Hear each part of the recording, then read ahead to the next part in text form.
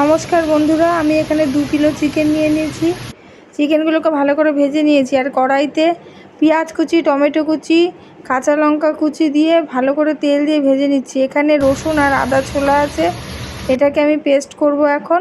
তার মধ্যে শুকনো লঙ্কা, কিছুটা কাঁচা লঙ্কা দিয়ে আর কিছুটা জিরা নিয়ে এগুলোকে একসাথে পেস্ট করব। ওদিকে আমার পেঁয়াজ আর লঙ্কা রসুন একটুখানি ভাজা হচ্ছে। এখানে আমি সমস্ত মশলাগুলোকে মিক্সিতে পেস্ট করে নিচ্ছি।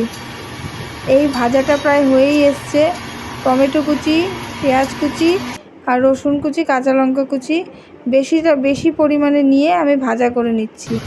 এবার এই মশলাটা হয়ে গেছে, মশলাটাকে এবার দিয়ে দেব।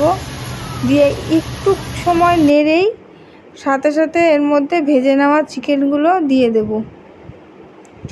আমি কিন্তু চিকেনটা দেওয়ার পর মিনিমাম 20 থেকে 25 মিনিট ভালো করে কষিয়েছি।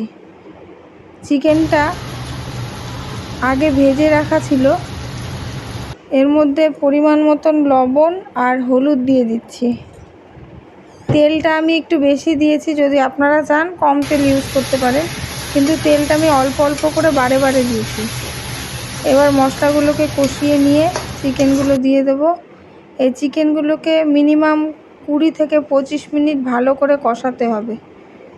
কষানোর পর একটা বাটিতে গরম জল পাশে করে নিতে হবে। গরম জল চিকেনের মধ্যে, চিকেন হোক মাটন হোক, আমি সবসময় গরম জলই ব্যবহার করি।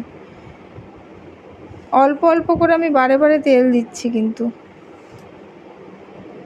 কষানোর সময় কিছুটা তেল, কিছুটা পেঁয়াজ ভাজার সময় কিছুটা তেল, অল্প অল্প করে।